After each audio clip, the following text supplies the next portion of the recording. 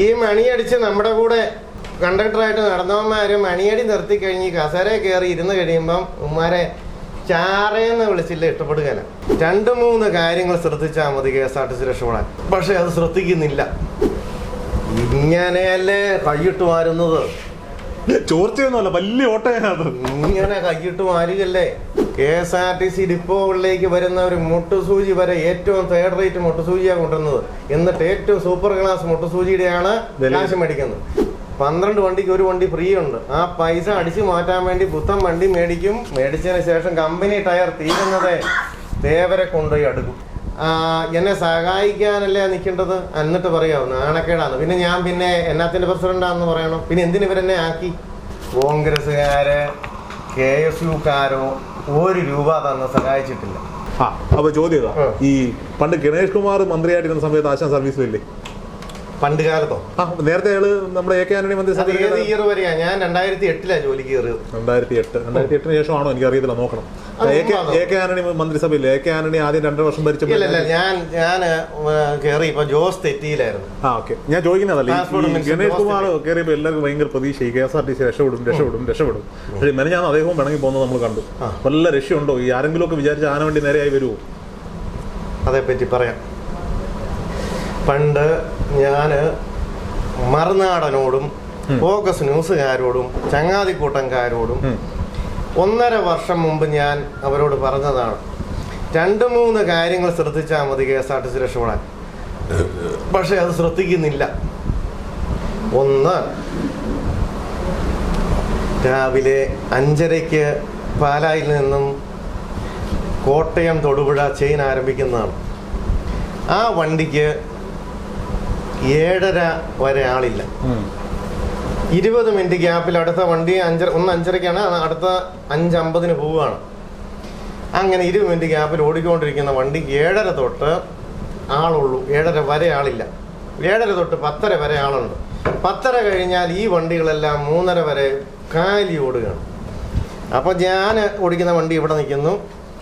അടുത്ത വണ്ടി ഇങ്ങനെ കണ്ണാടി കൂടെ കാണാം, അത്രയും പുറകെ 2-3 വണ്ടി ഇങ്ങനെ ഓടി വരിക പാലായിക്കുക. അപ്പം നമ്മളവിടെ ഇറങ്ങി ചെന്ന് ചോദിക്കാണ്, ചാറേ ഈ മണിയടിച്ച് നമ്മുടെ കൂടെ കണ്ടക്ടറായിട്ട് നടന്നവന്മാര് മണിയടി നിർത്തി കഴിഞ്ഞ് കസേര കയറി ഇരുന്ന് കഴിയുമ്പം ഉമ്മാരെ ചാറേന്ന് വിളിച്ചില്ല ഇഷ്ടപ്പെടുകയില്ല. ഉമ്മാരെ ഒന്നും ചാറേന്നൊന്നും വിളിക്കേണ്ട കാര്യമില്ല. ഉമ്മാർക്കൊക്കെ മിക്കവന്മാരും SLC ഫെയിൽഡും ഒക്കെയാണ്. 8ാം ക്ലാസ്സും SLC ഫെയിൽഡും ഒക്കെ ഉള്ളൂ. പഴമക്കാരി 2 പോക്കറ്റും ഒക്കെ കുത്തി ചക്രായിട്ട് നടക്കുന്നവന്മാർക്കൊക്കെ ഉണ്ടല്ലോ വിദ്യാഭ്യാസം 7ാം ക്ലാസ് 8ാം ക്ലാസ്സേ ഉള്ളൂ. ഒരു SLC ബുക്ക് സംഘടിപ്പിച്ചാൽ മതിയായിരുന്ന കാലം ഉണ്ടായിരുന്നു. എന്നിട്ട് ഇവന്മാരെ ചെന്ന് ചാറേ പുറകെ 2-3 വണ്ടി കിടക്കുകയാണല്ലോ, ഇത് 2 പേരേ ഉള്ളല്ലോ വിടറോ എന്നാ പറയുന്നത്. അത്രയും നാൾ നമ്മുടെ കൂടെ ഒന്നിച്ച് ഓടിക്കൊണ്ടിരുന്ന നമ്മുടെ കയ്യിൽ നിന്ന് വട്ടച്ചെലവും കഴിച്ച് നടന്നമാരാണ് പറയുന്നത് വിടറൂ. എൻ്റെ പിന്നെ എടുത്ത് അലക്കുകയാണ് തൊടുപുഴയ്ക്ക്. കണ്ണാടി കൂടെ നോക്കുമ്പോൾ പുറകെ 2-3 വണ്ടി കാണും. ഇങ്ങനെ ഈ കാലി ഓട്ടം അവസാനിപ്പിക്കണം. അപ്പം ഗണേഷ് കുമാർ സാറ് പറയുന്നത് കേട്ടു, ഇനി ആദ്യമായിട്ട് ചെയ്യുന്ന പരിപാടി കാലി ഓട്ടം.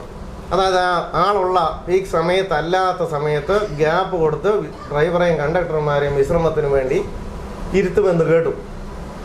ഏറ്റവും ഗുഡ് ഐഡിയ ആണ്. ഞാൻ 1.5 വർഷം മുമ്പ് എല്ലാവരോടും പറഞ്ഞതാണ്. രണ്ടാമത്തെ കാര്യം, ഇതിപ്പോ ഒരു കൊച്ചു ഗ്രാമം വന്നിട്ട് മനസ്സിലായോ, അത് ഹൈവേ. ഇവിടുന്ന് ഇങ്ങനെ ഇങ്ങോട്ട് കൊച്ചു വഴികളുള്ളൂ. ഇങ്ങനെയുള്ള വഴിയെ ചെറിയ ബസ് വിടണം, മിനി ബസ്, കട്ട്ചേസ് വണ്ടി. പക്ഷേ പ്രശ്നമില്ല, ഈ പണ്ട് നമ്മൾ ഗണേഷ് കുമാർ മിനി ബസ് ഇറക്കിയിട്ട് അത് 5-6 വർഷം കഴിയുമ്പോൾ എല്ലാം കട്ടപ്പുറത്തായി. അതിന് മെയിൻ്റെനൻസ് നടത്താഞ്ഞിട്ടാണത്.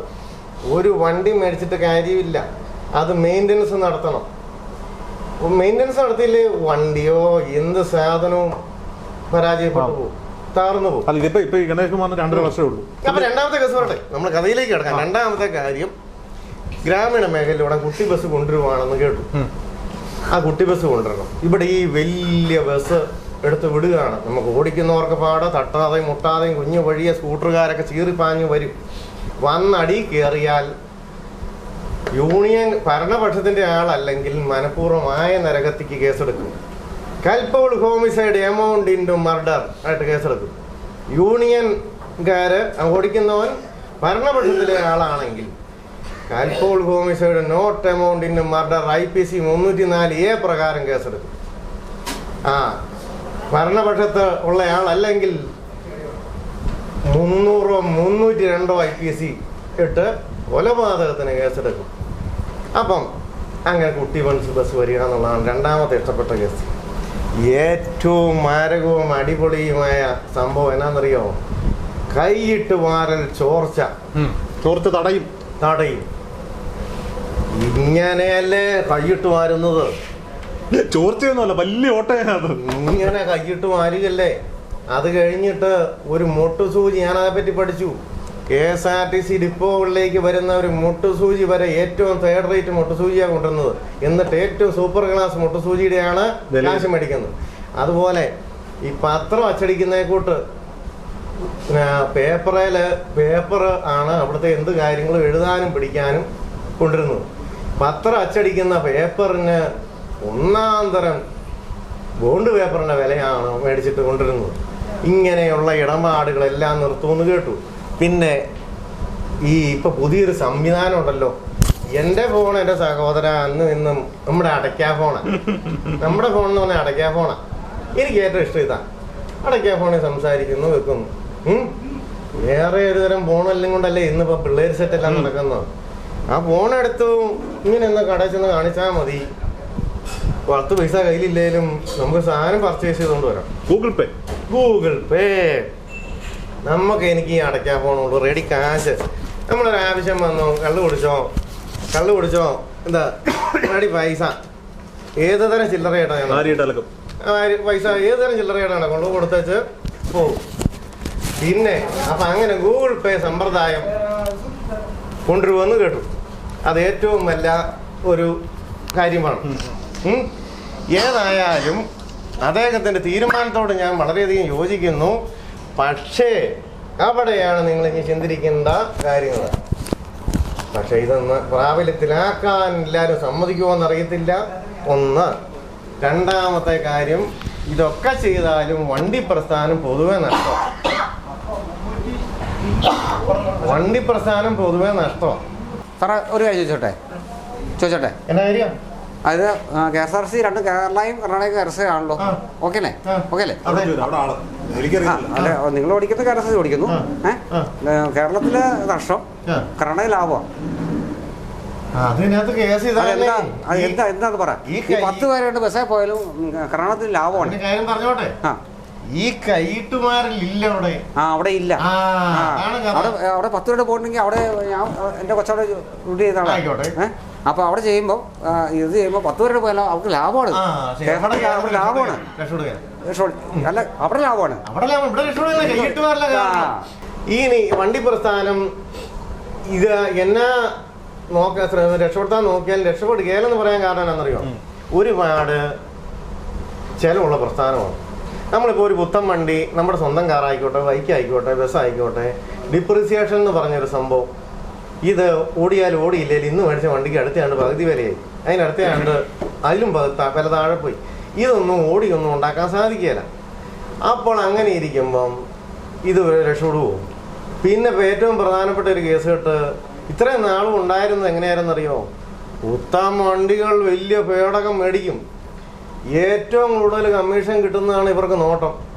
12 വണ്ടിക്ക് ഒരു വണ്ടി ഫ്രീ ഉണ്ട്. ആ പൈസ അടിച്ചു മാറ്റാൻ വേണ്ടി പുത്തൻ വണ്ടി മേടിക്കും. മേടിച്ചതിന് ശേഷം കമ്പനി ടയർ തീരുന്നത് തേവരെ കൊണ്ടുപോയി അടുക്കും. അതവിടെ പച്ച പിടിക്കാൻ വേണ്ടി ഇട്ടേക്കാന്നാണ് ബോസ്കോ കളമശ്ശേരി പറയുന്നത് കേട്ടത്. അവിടെ പച്ച പിടിക്കാൻ ഇട്ടേക്കാണ്. KSRTC പച്ച പിടിക്കാൻ അതറിഞ്ഞായിരുന്നു. ഇപ്പൊ ആർക്കും ഡ്രൈവിംഗ് ലൈസൻസോ ഇതൊന്നും പേപ്പർ ഇല്ലാണ്ട് ഫീസ് അടച്ചിട്ടും കിട്ടുന്നില്ല. അദ്ദേഹം അതിനെതിരെ അവിടെ കസേരയിട്ട് അവിടെ ഒന്ന് ഇരുന്നതിന്റെ പേരില് അദ്ദേഹം കസേരയിട്ട് അവിടെ ഒന്ന് ഇരുന്നതിന്റെ പേരില് അദ്ദേഹത്തിനെ കുറിച്ച് അകത്തിട്ടെന്ന് കേട്ടു. ഏതായാലും ഞാൻ ഒരു കാര്യം ചോദിക്കട്ടെ. 99% KSRTC 99% KSRTC ബസ്സിനും ഇൻഷുറൻസ് ഇല്ല, ഫിറ്റ്നസ് ഇല്ല എന്ന് ആദ്യം കണ്ടെത്തിയ ആൾ താങ്കളാണ്. അന്ന് ഞാൻ എൻ്റെ RSK 123 ഞാൻ മനഃപൂർവ്വം ഓടിച്ച് വെള്ളത്തിലിറക്കിയതാണെന്നും പറഞ്ഞ് എനിക്കെതിരെ ജാമ്യമില്ല വകുപ്പ് അനുസരിച്ച് കേസെടുത്തപ്പോൾ താങ്കളാണ് ആദ്യം പറഞ്ഞത്. സുഹൃത്തുക്കളെ, അദ്ദേഹത്തിൻ്റെ വണ്ടിയെ പറ്റി ഞാൻ കണ്ടെത്തിയ കാര്യങ്ങൾ അങ്ങ് പറയട്ടെ. ഫിറ്റ്നസ് ഇല്ല, ഇൻഷുറൻസ് ഇല്ല, പൊല്യൂഷൻ ഇല്ലാത്ത വണ്ടിയാണ് പുള്ളിക്ക് കൊടുത്തു വിട്ടത്. എന്നിട്ട് ആണ് ആ മനുഷ്യനെതിരെ ഈ കേസെടുത്തേക്കുന്നതെന്ന് ആദ്യം ശബ്ദിച്ചത് നിങ്ങളാണ്. I will appreciate you. Thank you. Thank you ആണല്ലേ പറയണ്ടേ. അപ്പോൾ ഈ ആശാൻ ഈ KSRTC പണി പോടാ പുല്ലേ എന്ന് പറഞ്ഞ് കളഞ്ഞിട്ട് ഇറങ്ങി പോരുന്നിട്ട് ഇപ്പോൾ 1-2 വർഷമായി. 2 വർഷം ശിഷ്ടമായി. മന്ത്രിസഭയും KSRTC ഉദ്യോഗസ്ഥരെയും യൂണിയൻകാരെയും എല്ലാം തെറി പറഞ്ഞു. ഇപ്പം നല്ല സന്തോഷത്തോടെ ജീവിക്കുക. അതെ, അതെന്റെ എന്റെ മുഖത്ത് നോക്കി അറിയാറുണ്ട്. നല്ല വെളുത്ത് തുടുത്ത് കുട്ടപ്പനായിട്ടിരുന്നു. രാജകീയ പ്രൗഢി തന്നെയല്ലേ ഇപ്പൊ കാക്ക കണ്ട കൊത്തിക്കൊണ്ടു പോകും. അപ്പൊ ഞാൻ ചോദിച്ചതല്ല, ഇപ്പൊ വല്ല രാഷ്ട്രീയ പ്രവർത്തനം എന്തെങ്കിലും ഉണ്ടോ? ഒരു രാഷ്ട്രീയ പ്രവർത്തനവുമില്ല, ഒരു രാഷ്ട്രീയ വികൃതയും മനസ്സിലില്ല. കാരണം എന്തെന്ന് ചോദിച്ചാൽ എൻ്റെ അപ്പൻ അടിയന്തരാവസ്ഥക്കാലം മുതൽ കടനാട് കോൺഗ്രസ് മണ്ഡലം പ്രസിഡന്റായിരുന്നു. ആ ചായ്വിൽ ഞാനും കോൺഗ്രസ് അനുഭാവത്തിൽ ജീവിച്ചു. അങ്ങനെ ഈരാറ്റുപേട്ട ചെന്നപ്പോൾ എന്നെ ഈരാറ്റുപേട്ട INTUC പ്രസിഡന്റാക്കി. എനിക്കൊരു വിഷയം വന്നപ്പോൾ ഒരു INTUCക്കാരും ഒരു മണിക്കൂർ പണിമുടക്കാനോ ധർണ നടത്താനോ പോലും തയ്യാറായില്ല. പിന്നെ സംസ്ഥാന പ്രസിഡന്റ് ശശിധരൻ എന്നയാൾ പറഞ്ഞത് എന്നോട്, നിങ്ങൾ ഈ ചാനലുകാരോട് INTUC പ്രസിഡന്റ് എന്ന് പറയില്ലേ, അത് നമുക്ക് നാണക്കേടാണ്. INTUC പ്രസിഡന്റായ എനിക്ക് ഒരാവശ്യം വന്നിട്ട് എന്നെ സഹായിക്കാനല്ലേ നിൽക്കേണ്ടത്, എന്നിട്ട് പറയാമോ നാണക്കേടാണ്. പിന്നെ എന്നാത്തിന്റെ പ്രസിഡന്റാന്ന് പറയണം. പിന്നെ എന്തിനു ഇവരെന്നെ ആക്കി? നമ്മൾ ആ വ്യാപാരം അവിടെ നിർത്തി, കോൺഗ്രസിന്റെ വ്യാപാരം അവിടെ നിർത്തി. കാര്യം പറഞ്ഞാൽ ഭരണപക്ഷം അന്ന് ഞാൻ CITUവിലായിരുന്നെങ്കിൽ എനിക്ക് ഈ പ്രശ്നങ്ങളൊന്നും വരികയില്ലായിരുന്നു. അതുപോലെ ഞാൻ ഓടിച്ചിരുന്നത് ഒരു പ്രൈവറ്റ് ബസ്സായിരുന്നെങ്കിൽ ഈ പ്രശ്നം വരികയില്ലായിരുന്നു. ഒരു പ്രൈവറ്റ് ബസ്സായിരുന്നു നാളെ സുഹൃത്തെ വരണ്ടെന്ന് പറയുള്ളൂ. അല്ലാതെ 2 ലക്ഷം രൂപ പോലും ആ ബസ് പൊളിക്കാൻ കൊടുത്താൽ കിട്ടുകയില്ല. ആ ബസ് മൊത്തത്തോടെ മേടിക്കാൻ കൊടുത്താൽ കിട്ടുകയില്ല. അതിനാണ് 5.5 ലക്ഷം രൂപ നഷ്ടം ഉണ്ടാക്കിയെന്നും പറഞ്ഞ് എന്നെ കൊണ്ട് 3.5 ലക്ഷം രൂപ അടപ്പിച്ചത്. 3.5 അടച്ചു. പിന്നെ എനിക്കിപ്പോ ആകെ മൊത്തം 11.5 ലക്ഷം രൂപ നഷ്ടമുണ്ട്. ഈ 11.5 ലക്ഷം രൂപ നഷ്ടം ഞാൻ ഒരിക്കലും പോയതിനെ പറ്റി ഓർത്ത് ദുഃഖിക്കാല. അത് എനിക്ക് അപ്പുറം 30 സെന്റ് കിടപ്പുണ്ട്, മാറി 10 സെന്റ് കിടപ്പുണ്ട്, 5 സെന്റ് കിടപ്പുണ്ട്, 2 ഏക്കർ ഒരിടത്ത് മാറി കിടപ്പുണ്ട്, വീടും പെരയിരിക്കുന്നവിടെ 3 ഏക്കറുണ്ട്. അപ്പുറം ഏതെങ്കിലും കിടക്കുന്ന ഒരു തുണ്ടം വിറ്റ് ഞാൻ ഇടപാട് തീർക്കും. പക്ഷേ ഇത്രയും പ്രശ്നങ്ങൾ ഉണ്ടാകാൻ കാരണം ഞാൻ INTUC പ്രസിഡന്റും INTUCക്കാരനുമായിട്ടാണ്. എന്നിട്ട് അവർ സഹായിച്ചില്ല. എന്നിട്ട് വിഷയം ഉണ്ടായി കഴിഞ്ഞപ്പോൾ എൻ്റെ സഹപാഠികളായ കോളേജിൽ പഠിക്കുമ്പോൾ എൻ്റെ സഹപാഠികളായ SFIക്കാർ ഇന്ന് ദുബായിലൊക്കെ ധനാഠ്യരായിട്ടുള്ളവരുണ്ട്. അവർ സ്പോട്ടിൽ പണം അയച്ചു തന്നാണ് ഞാൻ ഈ 3.5 ലക്ഷം രൂപ അയച്ചേക്കുന്നതും ഹൈക്കോടതിയിൽ നിന്ന് ജാമ്യം എടുത്ത് 53 ദിവസം ഒളിവിൽ പോയതിനും ഒക്കെ ആയിട്ട് 2 ലക്ഷം രൂപ ചിലവായി. പിന്നെ ഇന്നും കോടതിയിൽ പോകാനും ഒക്കെ അമിത പൈസ ചിലവുണ്ട്. ഈ പൈസ ചിലവെല്ലാം എനിക്ക് തന്നേക്കുന്നത് എൻ്റെ കൂടെ സഹപാഠികളായിട്ട് പഠിച്ച SFIക്കാരായ പിള്ളേരാണ്. കോൺഗ്രസ്സുകാര് KSUക്കാരോ 1 രൂപ തന്ന് സഹായിച്ചിട്ടില്ല.